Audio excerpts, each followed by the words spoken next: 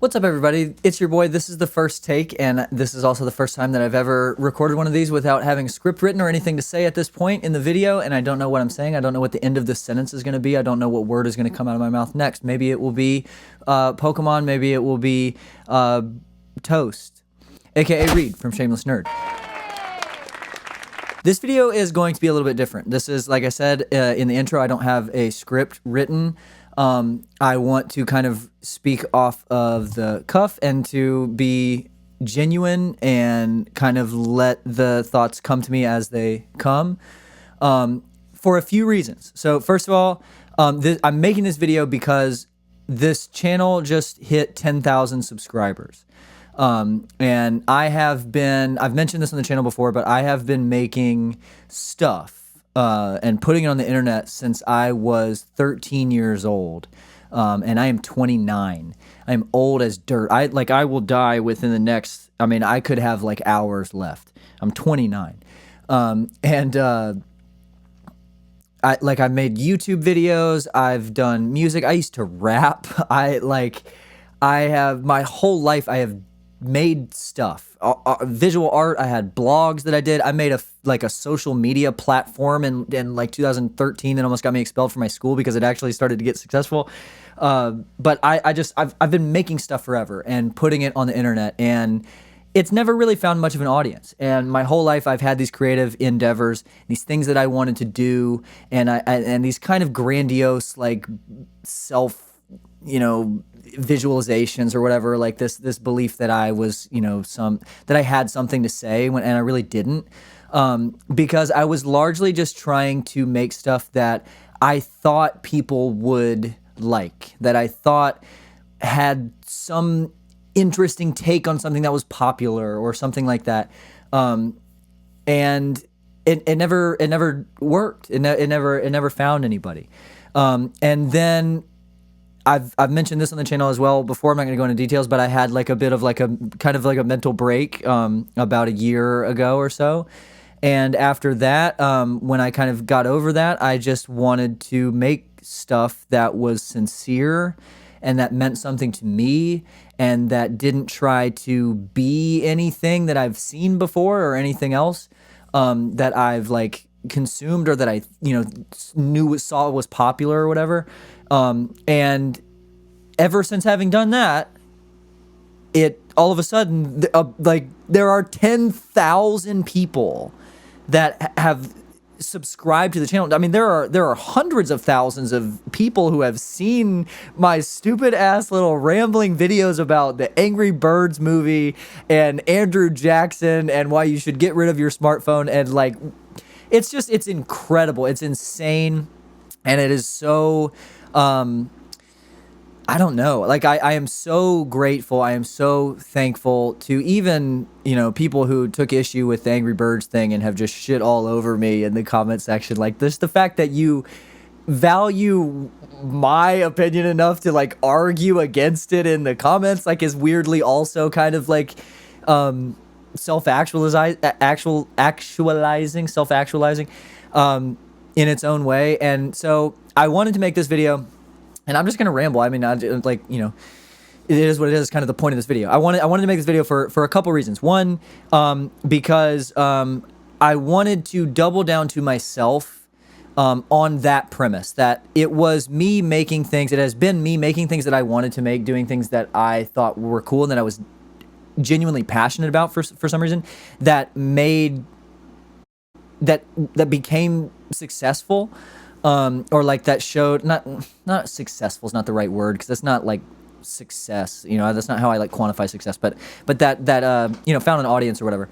And I want to prove to myself and maybe to anybody who is out there watching that has something that they're interested in or trying to be a person who is making stuff on YouTube or whatever, that is having thoughts about what to make or how to package your stuff or whatever, or how to like help it find an audience or something.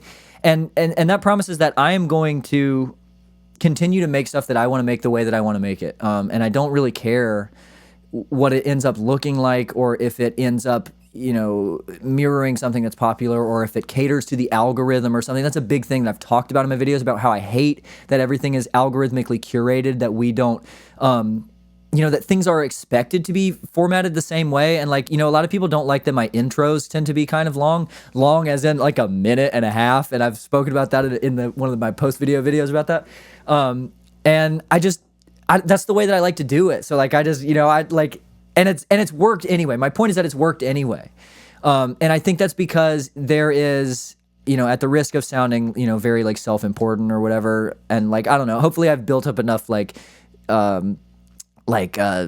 of the doubt with people who have watched my videos that it doesn't come off this way. But at the risk of sounding like self-important or whatever, I think the reason why it has found an audience, my stuff has found an audience, is because it's me. Like, it's because I'm being myself. I'm not trying to do anything. I'm being like a little cringe, I'm sure, sometimes, and a little bit like, esoteric or what, like, I don't know, like self-indulgent for sure. Like, I'm just rambling about shit that I like, or stuff that I'm interested in, or stuff that I think is important.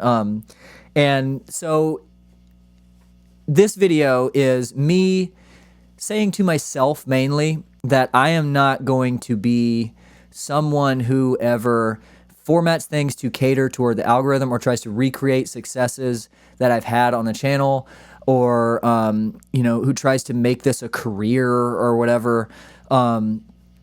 This is just, I want it to remain fun. I want it to remain real, and I want it to, and I just want to maybe, hopefully, best case scenario, be evidence to someone out there who wants to make something weird or wants to do weird shit that doesn't like fit the mold of what is popular, or like evidence that it can that it can still work, right? I hate when people do that too. I like say right at the end of what they're saying. Like, I do that when I'm teaching a lot, and it drives myself crazy, but I can't stop doing it, right?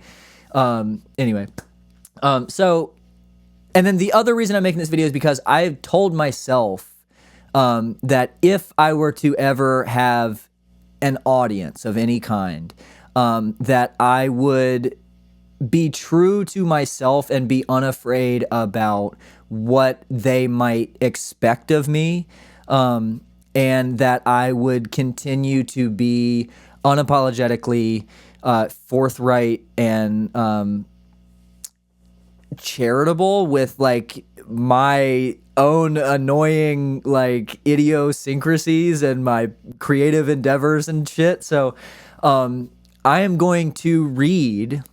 I'm going to put the words on the screen. I'm going to do a screen recording and scroll along. I'm going to read the first 3 chapters of a novel that I have been working on for about a year now. And I've had writer's block about it, and on it, and I've been kind of stuck. And so the goal is that, the 100 or so people that I'm sure will actually sit through and watch this video, because it's not algorithmically whatever, will be the inspiration that I need to like push through and to finish it.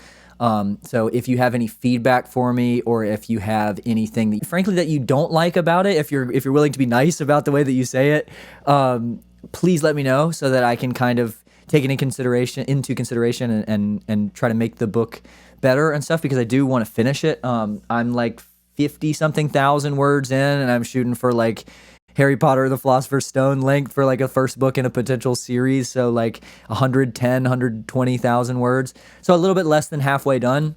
And I've just been stuck for a few months. So I'm going to read the first 3 chapters. I'm going to put me in the corner, and I'm going to put the words on the screen. And so before I do that, like, to say thank you to those of you who have watched my videos, and to the 10,000 of you that have subscribed to my channel, to say thank you is not, it doesn't do it justice. Like, you have given me purpose in a way that I have not had, in the way that your brain is kind of stuck at the maturity level, the intellectual level of like your 13-year-old self, like that, when you like kind of gain consciousness as a person.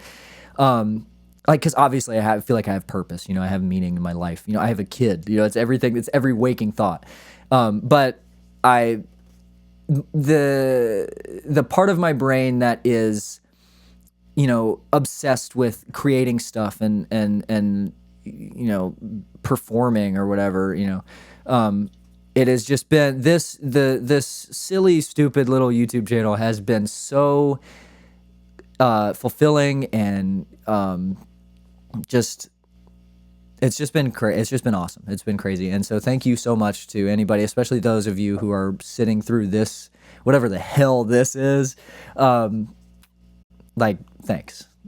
Thank you. All right, here we go.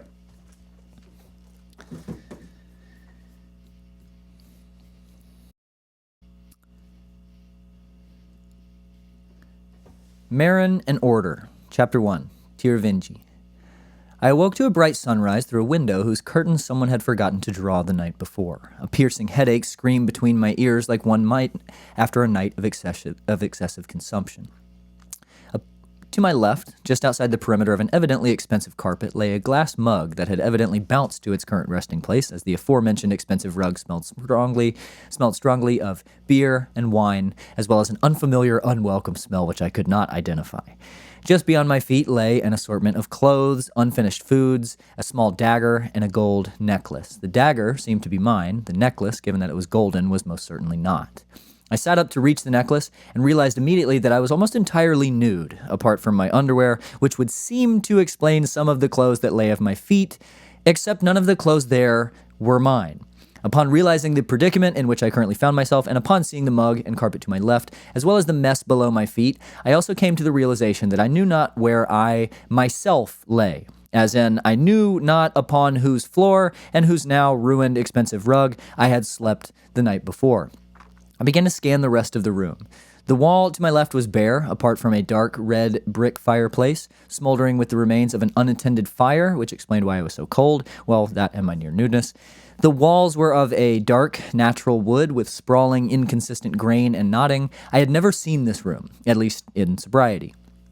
My eyes continued to the wall at my feet, which featured an entryway to a long, dark hallway. The molding around the entryway was ornate and, to my taste, tacky, the work of someone who either had extreme expertise in the field of woodwork or the proud purchase of someone with the money to hire someone of such ilk. Sculpted into each of the top corners of the entrance were highly detailed decorative cats, perfectly uniform despite their being obviously handcrafted. I was mesmerized by them. I stared, curious as how the two... Oh, I just noticed a typo. Curious as to how the two made sense in the context of the room. After all, the nearest piece of furniture to the entryway was a dilapidated, makeshift cloth sofa whose cushions were uneven and tattered. I wondered if the room was once the inspiration of a wealthy elite that was now occupied by squatters, or if the wooden cat's owner was some eccentric starving artist, master of the decorative trim sculpture, and owner of the empire's saddest couch.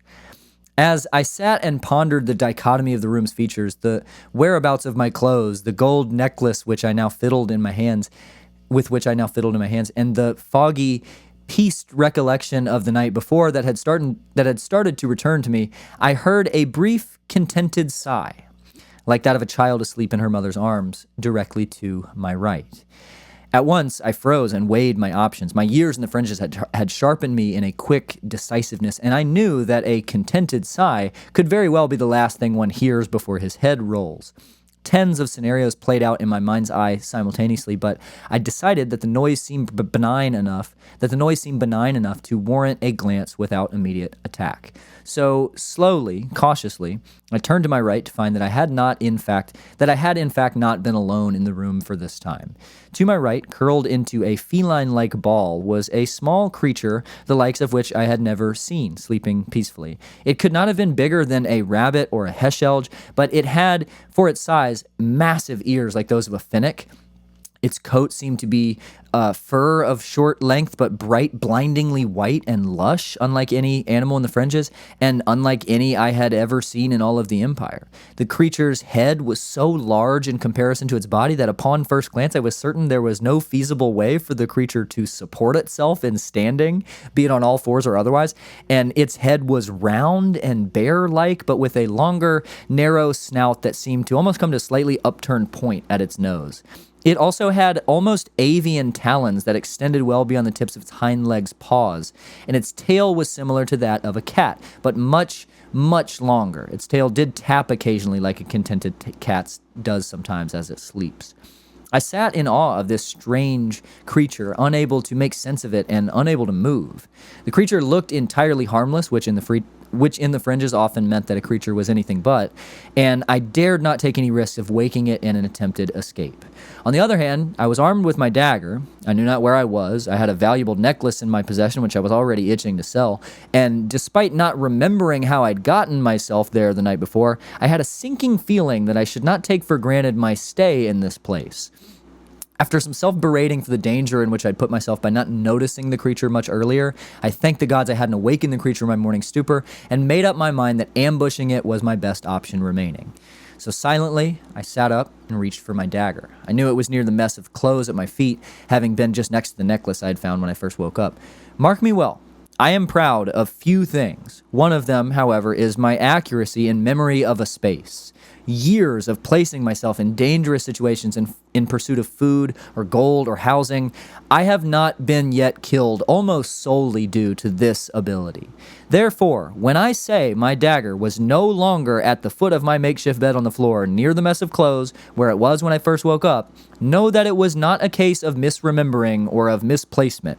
The dagger had been moved. Chapter 2, Jertuth. The experience of a genuine internal panic is a strange one. In retrospect, I almost enjoy it. The adrenal rush of thinking a situation is insurmountable, the heightened senses, the feeling of accomplishment after achieving what seemed impossible, the sense of power from overcoming one's involuntary hysteria. In the moment, however, this level of introspection is impossible, and the feeling is insufferable. This stage of internal panic, the insufferable stage, is where I found myself.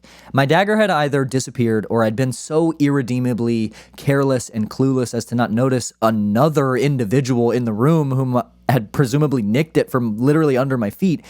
The latter of these was surely impossible. I may have been hungover, but the latter of these was surely impossible. I may have been hungover, but I would have noticed a door opening or the falling of footsteps. I had scanned the room thoroughly. There was no one in here but me and the thing beside me, still sleeping as though it were comfortably in its own chamber. And then it came, as if to mock my panic, a rapping on the door, followed by a deep, hideous voice. "Who's locked me damn door? Open up now!" The voice bellowed in a thick, heavily accented rumble, which I'm trying to do now. The voice seemed to shake the very walls. "No one's to be in here! Open it now!" My heart sank as the rapping became banging, and the banging became frighteningly powerful. I frantically threw on some semblance of an outfit from the clothes at my feet, put the necklace in my pocket, searched one more for my dagger, and then was reminded of the creature beside me, which I saw still sleeping, though its ears recoiled involuntarily with each massive crash as the voice struck the door. How could this thing sleep through this? I thought, frustrated and panicked, though definitely relieved that it had not awakened and confirmed my fears of its misleading power. There was no way out of the room. The hallway whose entryway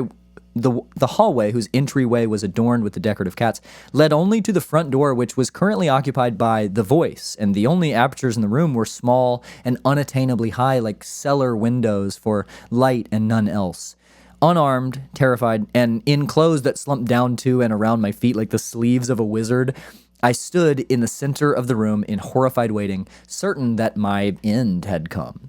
After a loud roar, the door burst open with a ferocity that I'd priorly thought impossible. It broke through its hinges uniformly and flashed across the doorway at the speed of a lightning strike, slapping the wall on the other side with a deafening boom. In its place was then briefly a hovering boot the size of an anvil, which fell to the floor, followed by the body of an orc bigger than I had ever seen. The orc entered the room no less enraged than it was outside and promptly turned to see what had to be, to the orc, the saddest, most embarrassing foe it would have ever killed. Me, standing in the middle of the room, quivering in a robe big enough to fit 3 of me, like an infant ironically placed in the garments of his parents. and the damn creature beside me still lay curled into a ball, snoring slightly, almost sarcastically. Selfishly, in the moment, above all else, I was most devastated to die with so many questions, not the least of which being where I was. How did I get here? What was here? Where the hell were my clothes? What happened last night? And what was the creature? I was sad that I would never get answers to these questions. Oh, and I was petrified. The orc turned to me slowly, but in a suddenly solemn tonal shift. It stared at me, wearing as much confusion on its face as it did rage. It almost looked as if it were going to ask me a genuine question. And the irony, I suppose it's irony, I've always struggled with the definition, is that the inquiries in the mind of the orc were likely akin to the questions in my own. Why, who, how. But orcs are not much for critical thought, and it was much easier for the one in front of me to now simply kill me and get on with it than it would have been to interrogate me, and it served for the orc the same purpose. Shaking the split moment of vulnerability from its face, the orc charged me. I hadn't a plan to put up a fight. There was no purpose in doing so. With another horrifying roar, the orc swung its massive hand toward me, and the last thing I remember was, in what seemed to be slow motion, counting the worn, callous lines on the giant palm that neared me. And then everything went black. I awakened suddenly, surprised to have awakened at all, and surprised further still to have no trace of pain in my body. The initial shock wore to a confusion equally startling, and I opened my eyes to find myself in my own chamber. I say my own chamber. It was a temporary arrangement, a spare room in the back of a local tavern near the town heralding center in which I'd settled for the last few weeks. Further, I was in my own clothes, which had now miraculously reappeared, and thankfully so. They were the only decent ones I had. Further still, the necklace I'd taken from the room to which the orc returned was now in my pocket, which should have been impossible, for it was initially in the pocket of the orc's robe, which I had thrown on in the chaos. I sat up in my bed to find my dagger now safely on the bedside table. More amazing luck, but not much to help answer any of my now growing list of questions. I then saw movement in the corner of my eye, and I jerked around to see, to my dismay, the creature from the day before. It was sitting politely, staring at me, blinking occasionally, and swishing its long, white, ethereal tail back and forth in contentment. I sprang out of bed, grabbing my knife from the bedside table in desperation, and aligned myself with the wall opposite the creature, which was sitting at the foot of my bed. In the moment, though nervous and shaking, I got a look for the first time at the creature's eyes. They were almost glowing, brightly teal, and very big for a creature of its size, although, as I noticed before, the creature's head was also disproportionately large. Its eyes were positively captivating, inducing a sort of hypnosis that calmed me tremendously. And in the now strange, serene trance in which I found myself, still gripping the dagger, still nervous and afraid, but now separately calm and assured, a dual state wherein both feelings competed for legitimacy and rendered me motionless, I perceived a voice. "There is no need for defensiveness. I will not hurt you." The voice was clear and definitive, but it was not heard. It seemed to come from all directions and yet no direction at once, like someone yelling from a distant mountaintop too far to perceive, but somehow clearly discernible. "Who are you?" I asked. "You're looking to the sky as if this is some godly announcement. Look down, friend, here on your billet." The voice came to me in reply. I looked down to see the creature, now seemingly smiling with its head cocked to the side. "I know this is jarring for you," it continued, "but you must get accustomed. We have not the time presently to unravel everything. No, this is impossible. I managed to get out through amongst my stammering, and yet here I am," the creature responded. I noticed that I, too, was not speaking out loud, but rather sort of thinking in the direction of the creature before me. It was unlike anything I'd ever experienced and beyond what I thought was possible. I'd seen magic performed by elves. I'd seen weaker foes emerge victorious against opponents much more powerful than they via the aid of the miraculous. I'd witnessed what many in the Empire thought was of legend alone, but this I'd never known to take place anywhere. "What do you mean we haven't the time to unravel everything? Who are you? How is this happening? How did I escape the orc? Was it you?" I asked, confused and still trying to make sense of what was going on. "Only some of your queries can I now answer," replied the creature. "Firstly, I am what was known to those of the Empire as Jatooth. My species, however, has long been thought to have died out during the Age of Elm, long before the Empire took shape. I have no earthly name, so if you like, you may choose one for me. As for your other questions, I will have to answer them on the way. On the way? Where are we going? What are you talking about? You'll soon gain trust in me, Meryn. For now, we'll just have to go, even if by force, the Jertooth said. An earthly name was definitely of priority if I was going to spend any amount of time with this thing. Jertooth was of an ancient magic tongue, one replaced due to the effort and power necessary to even speak it, not to mention the power it can have over people and creatures alike. The few that still used ancient languages such as these were those in the Empire's capital, Derfrak, and even then, only those well-versed in magic and acquainted with the Age of Elm had a use for it. Those like myself were not equipped to do so, nor did we have the need. How did you know my name? I asked. You'll find that I know many things. The moment has come. Let us go, it said. Given the creature's threat of force, I knew I hadn't a choice in the matter, so I agreed. I gathered my things, what little I had, and stuffed them into my satchel. My dagger, for obvious reasons, a canteen looted from a dead soldier after a nearby town was made a battlefield for the Empire and the most currently powerful rebellion, a group called the Ferrix, a jacket, a rope, what little provisions I had in case we'd be gone a while. The necklace from the day before, and my most prized possession, the last remaining memory of my family, the letter my mother had written me when the Empire soldiers rode on our hometown of Althrin. I held it tightly in my hand. This letter was all but sacred to me. I was hardly 2 at the time of its writing. My mother and father knew it was too late for us to flee, so she arranged for my uncle, who was owed a favor by a member of the Traders Guild, who likewise was owed a favor by an elder elf, convoluted, I know, to have me protected. During the time, the elves had been granted an amnesty by the then usurper of the Empire, but now King Thronmere, in exchange for their agreement not to side with the rebels in the war, and my mother knew I'd be safe with them. She also knew that she and my father would likely not make it through the Empire's attack on Althrin, and they did not.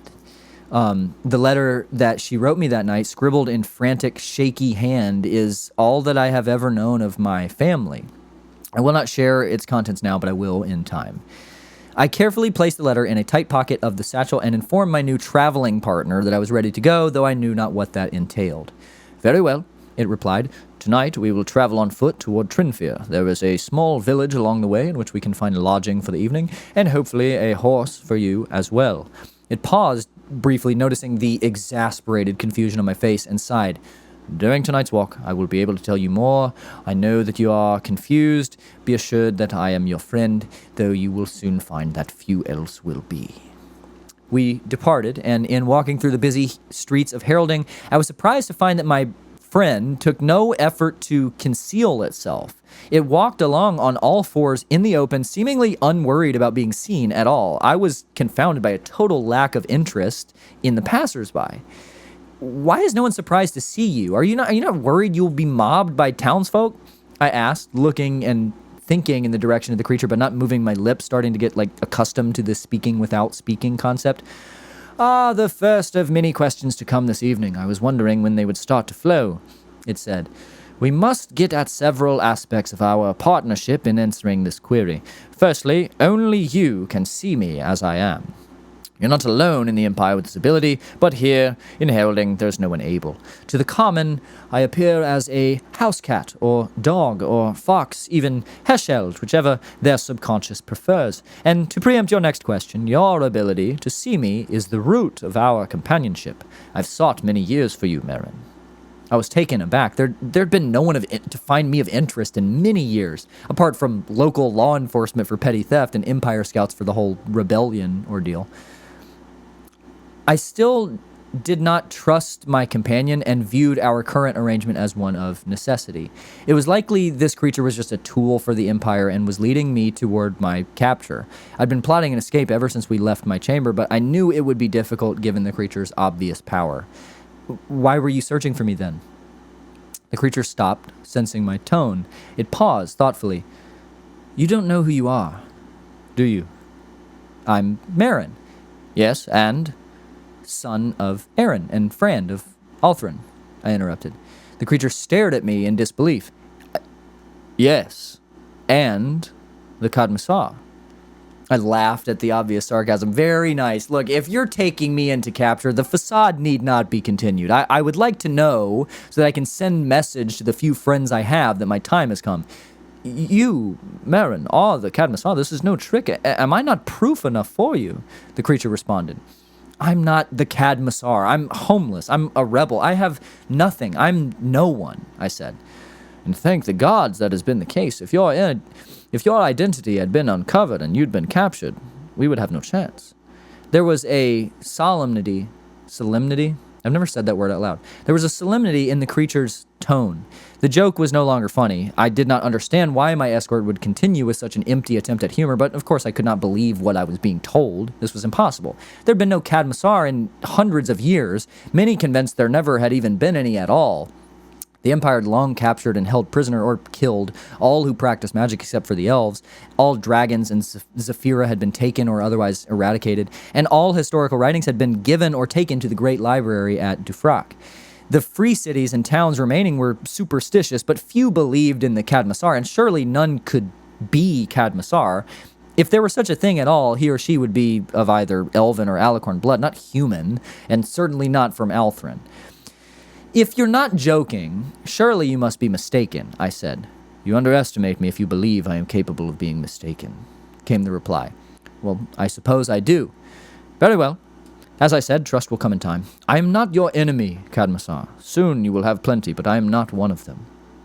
As we walked, I continued to see townsfolk pass us without a second glance. The creature and I continued intermittent, non-vocal conversation regarding trifles, and I must admit, the two of us had established a slight rapport by the time our arrival in the village between Heralding and Trinfear grew near. There was a natural chemistry, a bouncing sort of banter in our conversation.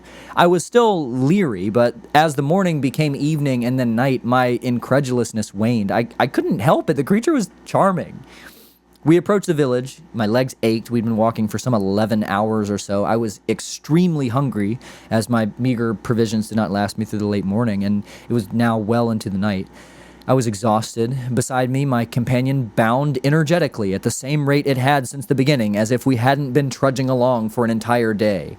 Perhaps my weariness contributed further to my weakening suspicion, but I decided to take my escort on its offer of deciding an earthly name. I'd grown frustrated of my inability to say the creature's name in its native ancient tongue, and though I did not plan to become friends, I felt it would be much easier to continue the arrangement if I could refer to the creature by name, earthly or otherwise.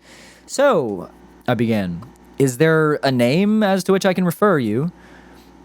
As I told you, I have none.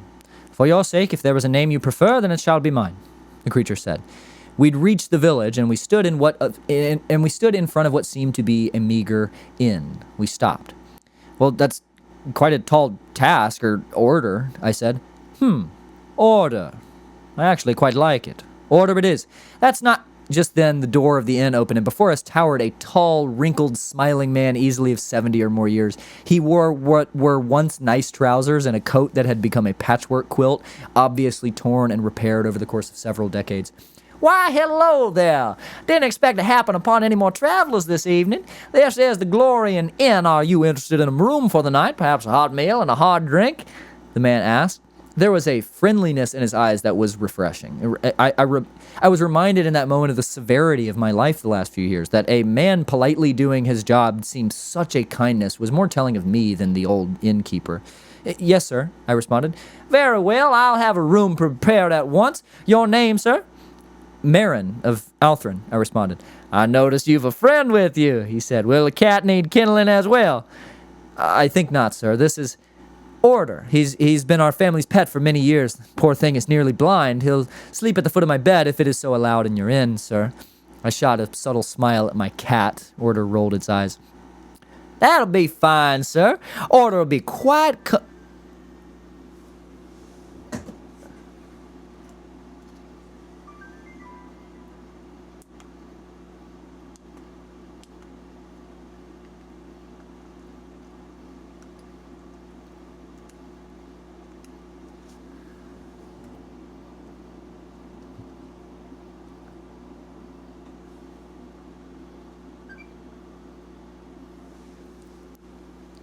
Let's see. That'll be fine, sir. Order shall be quite comfortable here, Mr. Meryn, as will you. He extended his arm into the doorway. Right this way, sir. In keeping with our pretense, I ushered Order into the inn with a cute vocalization the way one does at a genuine house cat, and Order played the role, even giving the innkeeper a slight meow as we followed him into our room. Chapter 3. Order. Our chamber for the evening was surely to most an average small room with an unappealing but functional bed and few amenities, but to me it was nearly paradise. My chamber in the tavern in Heralding had been barely inhabitable, an oil lamp on the floor next to a pallet for sleeping composed of various loose rags and such, and a chest wherein lay all of my personal belongings. Here, in the humble inn of the village, I would lie in a bed for the first time in months, maybe a year. The innkeeper had informed us that our stay would need to be paid in gold pieces, and apart from the necklace I'd taken from the York study, I had none. However, before I was able to politely refuse service from the innkeeper and apologize for wasting his time, Order informed me to look in my satchel. Our nonverbal form of communication was quite useful in a situation like this. After all, Order could not exactly speak to me aloud with the innkeeper standing there and believing this creature was a house cat. I found it was rather nice to be able to sort of secretly communicate with Order in real time. It was as if my inner monologue now had a counterpart with which to discuss things. I certainly felt far less lonely. Upon Order's recommendation, I opened my satchel. Inside remained all of my things, but now there was also a small leather coin purse. I reached into the coin purse to find quite a bit of gold that was certainly not mine. Confused, I followed Order's advice and paid the innkeeper for the room. He left, satisfied, and I fell back on the bed in an almost exasperated disbelief at the wild things that just continued to happen to me. Order sat at the foot of the bed. I lay still for several minutes as I thought through things, one of which being how accustomed I'd become already to this weird sort of mental switch I could now wield. In my mind, I could be alone as I always had, but in an instant I could speak to Order in the same manner, allowing a visitor into my head. It was such a novel experience, such an unreal feeling, but in less than 2 short days it had begun to feel normal to me.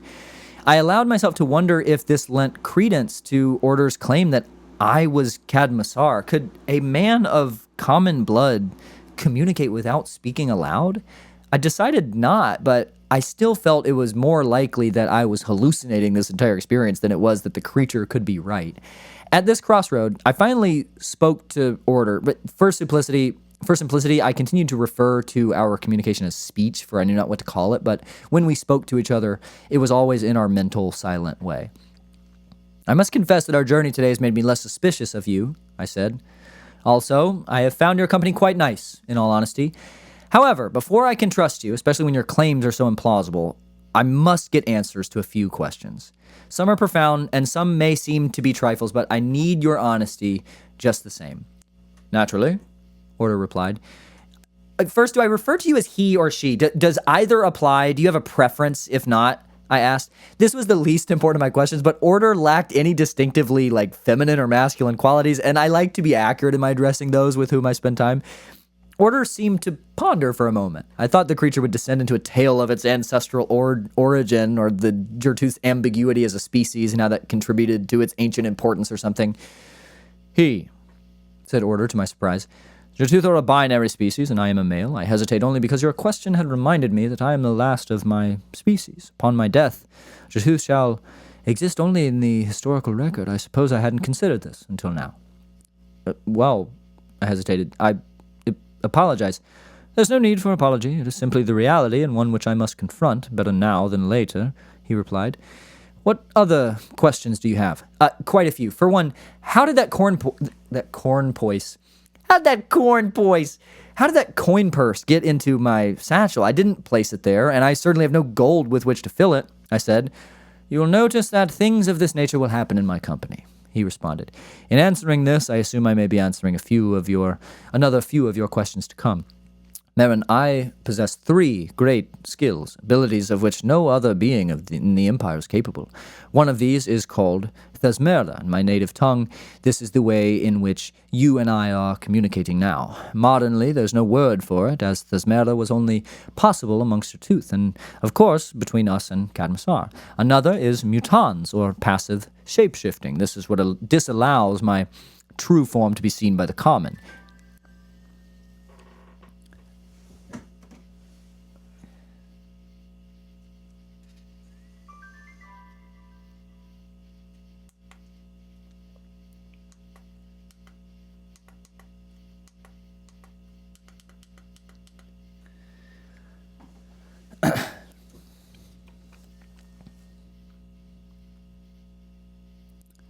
It is not impervious, but only those extremely well-versed in magic can see through it. As for how you can do so, I hope that the answer may be becoming more obvious to you. Finally, the third great ability I claim is Tronfey. This is what allowed me is Tronfa. This is what allowed me to place the coin purse in your satchel. It is what allowed me to take your dagger from you in the orc's study. It is also what got you home without harm that same morning. Tronfa is my greatest ability, but it is also quite demanding. Transporting us to your chamber in Helding was nearly the extent of my power, and it is why you and I both rested as long as we did that day. Moving your knife, conjuring a coin purse, these are easy, but moving us, and from Tiravinge to Heralding no less, that could have killed me. I sat in awe, now with more questions than I had before Ordyr's answer. I stammered, and finally, when I was able to speak, and when I did, it spilled like wine. We were in Tiravinge? What happened that night? Why would I ever have gone to the most dangerous city in the Empire? Why don't I remember the night before? It was you who stole my dagger? Did you know the orc? Did you set me up? Ordyr spoke to stop my spiraling.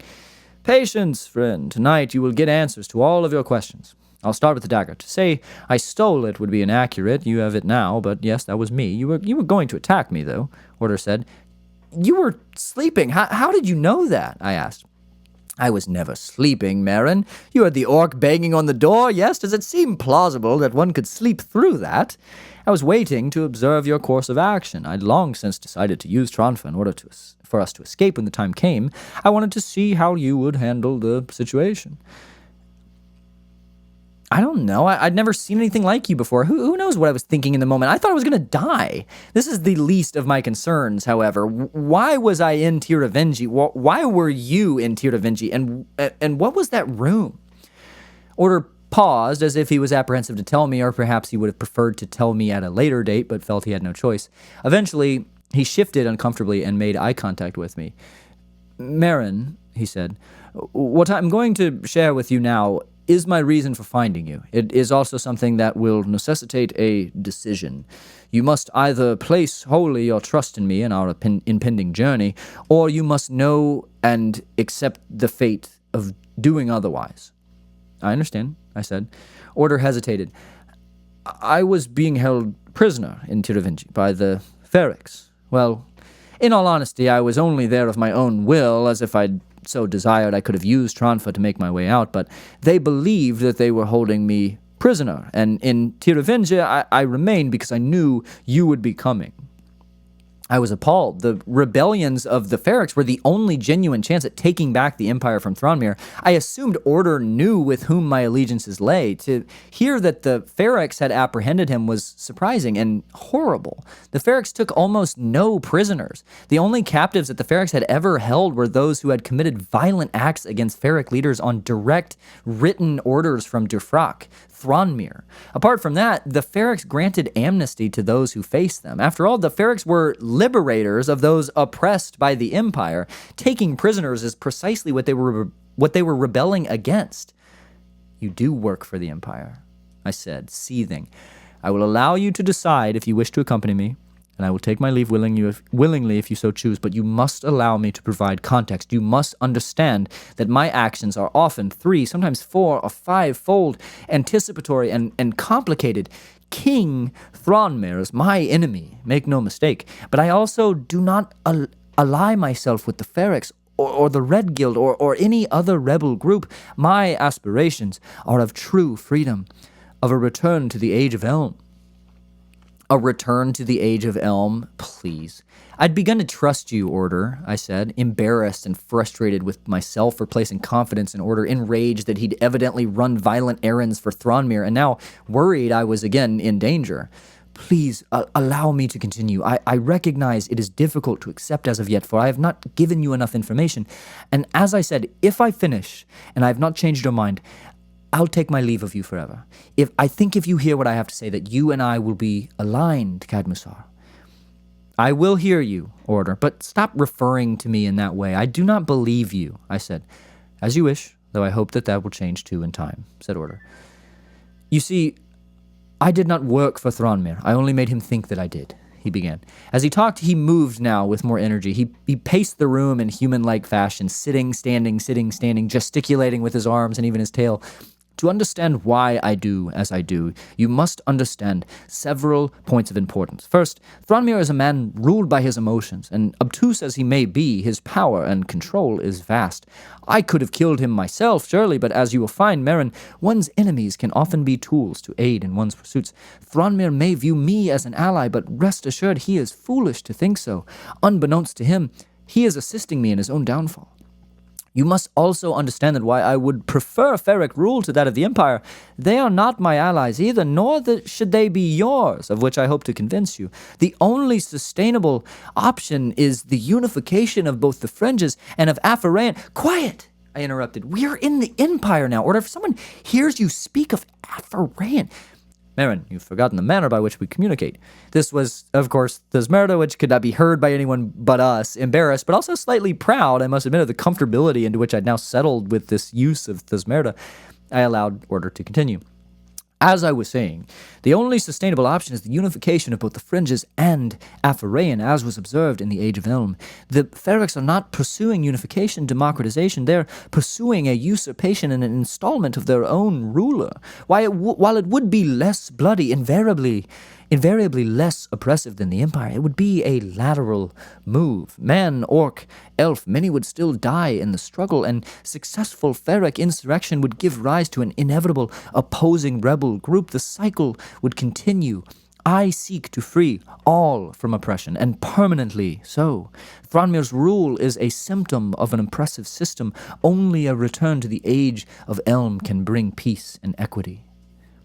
He stopped, and I could see in his eyes years of stress and agony, and what he was saying was true. I just never thought that such an idea would be possible. I still did not, but I was willing to forgive his allegiances. He was a free agent. His motivations would never have occurred to me, myself mired in the cycle.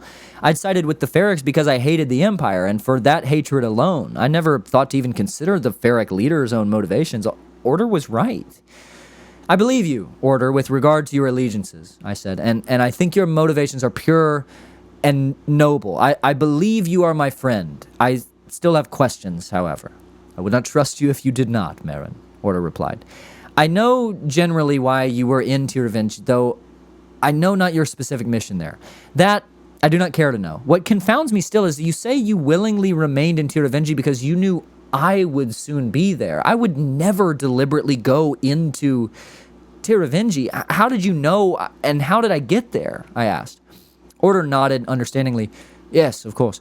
I knew you would soon be in Tyrrvenge because I had arranged for you to be. To put it plainly, I turned you in. I used Tranfa to confirm my suspicions as to your location based on what Thranmere knew from his magicians, reported my findings to Empire generals, and arranged for your apprehension. I informed them that Thranmere wanted the Cadmasar unharmed, which is why you were given a sedative that we knew you would likely equate to a drunkenness, and to hold him until the king's arrival in the one place where rebel groups would least expect it, the war-torn, perpetual battlefield that is Tyrrvenge. I knew that orcs are often hired as temporary prison guard for their aversion to fighting on behalf of anyone but themselves, coupled with their might and stature, so I figured that this is with whom you would be kept. I also knew that orcs acted in self-interest, often simultaneously holding prisoners of the Ferrics and Empire alike without their knowing. Further, there is but a single colony of orcs for hire in Tyrrvenge. All I had to do was be myself apprehended by a Ferric group so as to free myself from the Empire oversight, play prisoner long enough to be taken to the same holding chamber to which you would be taken, and wait for you there. Upon your arrival, I locked the door from the inside when the orc left for duty change, and began observing you to see if the rumors were true. You awoke, the orc returned, saw that the sedative had worn off, we disappeared, and our journey began. This is also why we had to leave heralding in such a rush. Word has likely made its way back to Thranmere that I used his resources to escape with the Cadmasar myself. By the time we were back in heralding, Thranmere was likely dispatching his foremost cavalry with orders for your capture and my arrest. I paused. The king of the Empire knows who I am? I thought. Could I really be Cadmasar? How did he know? Wait, I said. How would Thranmere know if I were Cadmasar. Well, Thranmere wields many who are well versed in the miraculous, Ordyr said. Many, in fact, whose powers seem to be beyond what I thought was possible for a man or even elf. It is apparent that your very essence was seen from the capital by way of magic spell or enchanted scroll. Rumors of a new Cadmasar had grown in Dufrak for years, but most, including the king, assumed that the rumors were impossible. It seems as though a wizard or otherwise practitioner of magic previously considered radical was finally able to convince the king of his findings, at least enough so that Thranmere inquired for help in confirming the rumors once and for all. And upon his inquiry, I revealed myself to the king, convincing him that I, the last of the Jatooth, was sympathetic to his cause, and that with my help the Empire could capture the Cadmasar before he was even aware of his own power, and thus protect the Empire's rule indefinitely. Ordyr spoke with an air of authority and with urgency. Why, how would I be Cadmasar? My family is common. My parents were... Your parents were not quite who you think they were, Meryn, Ordyr interrupted. They protected you because they knew your fate, and they thought they could shield you from it. They were good people, but they were mistaken. You are the Cadmasar, and you hold a great power that no one has held for centuries. And if you will accept me, I will guide you in developing it. How do you know what my parents knew? I asked, angry that Ordyr would mention the one thing I held dear. I tell you, Meryn, that I know many things and many people. Your mother sent word to me those 17 years ago. Your parents were important figures in the Shilmayak rebellion. I have many contacts within. Your mother reached out to me, and I helped arrange for your safety. I was busy setting in motion many plans that have even still yet to come to fruition, and I could not confirm what she claimed in her letter to me, but if she were truthful and correct, I could not risk your death, the death of the next Cadmasar, so I contacted an old friend, Lagares of Rejnavik. Lagares? My Lagares? I asked. Lagares had raised me. He was the elf to which my parents had given me before the attack on Althren. Mother's letter said my uncle had my foster home arranged. Yes, that is what she told you, in accordance with my advice. The best way to protect you was to withhold the truth from you, Meryn. If even you knew that you are Cadmasar, it would be much harder for Thranmere to discover that the rumors were true, at least until I could confirm it first for myself, Ordyr said. So she lied to me in the one letter I have from her? I asked. She saved you, Meryn, Ordyr said solemnly. But, knowing your mother, I assume she couldn't help but leave clues. May I see the letter? I rummaged through my satchel and carefully pulled out the letter, opening it slowly as it was fragile from years of transport and rereading. I showed it to Ordyr. My dearest Meryn, crying the tears I've cried onto this parchment may diminish its strength. As I write, I'm reminded of the two most beautiful and the most tragic occurrences. As I write, I am reminded of the most beautiful and the most tragic occurrences, death and birth. 2 years ago, you were born. 2 years ago,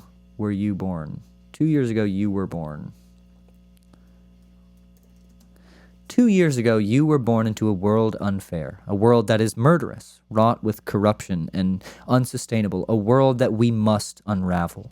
Your father and I are unlikely to survive what will come to Althren. Still, we must fight. It is in our very blood, Meryn, and within you persists a great zeal that not even your father and I can claim. You are special, my son. Meryn of Althren is a name that one day will be sung with praise. I know this to be true. Remember this, Meryn. The jealous, ugly rabbit toils under the hot sun. The deep oasis empties. Still, no one tells him, lest I envy. I believe in you, Meryn. I love you. Be not jealous of what others have. Yours is coming. Forever, Aaron. Ordyr sat for a moment in thought, with a look on his face as if he were solving a puzzle. Suddenly, he sprung up from his spot on the bed, laughing. I was horribly confused to see him react with jubilation to something like my letter. Meryn, he said, smiling wildly, have you ever looked closely at this letter? Of course I have. I've read it probably 1,000 times. But have you ever read it vertically? Ordyr asked. I shot him a puzzled look. No, Ordyr, I have not read it vertically. I assume you can read. Surely you must know that is not the way that one does so. He smiled. Read the first letters downward as if they were in a column, he said. I don't know why I froze. Unbelievable, I thought. Cadmuszar. It says Cadmuszar, I said in awe. Indeed it does, Meryn. Your mother had quite a wit. Further, there is something else in the parable about the rabbit. I noticed another message within, he said, beaming, proud to have been the one to reveal this to me. I was just amazed I'd never noticed it before. Each word whose first letter is uncapitalized, as well as the final line in its totality, this also spells a phrase. There is simply no way, I said. I looked. Surely enough, and of course, Ordyr was right. Jurtudhoesnotlie.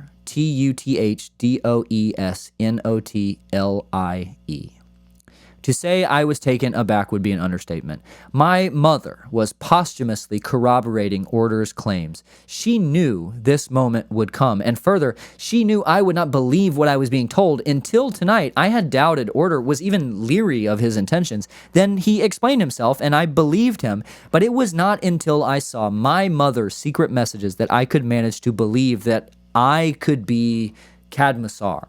If she knew Ordyr, and she trusted him with my life, then I could trust him now. And that meant that I was what he, and now my mother, said I was. The next Cadmuszar. I still had more questions than answers, and I still had doubts, but I had a sense of direction now. And in that moment, for the first time in my life, I felt important, useful, powerful. My entire life, I had nothing. Now, with Ordyr, I had an identity, a purpose. The feeling was almost overwhelming. Maybe that was a further reason why it was important that the truth was withheld from me for so long. The Cadmuszar of old were fearless. Most thought it was from their great power that they drew such confidence. Maybe their bravery came from the fact that they had nothing to lose. All right. We'll stop it there. If any of you finished this video, thank you so much. Please be nice to me. I love you guys. Thank you all so much for subscribing. And see you next time.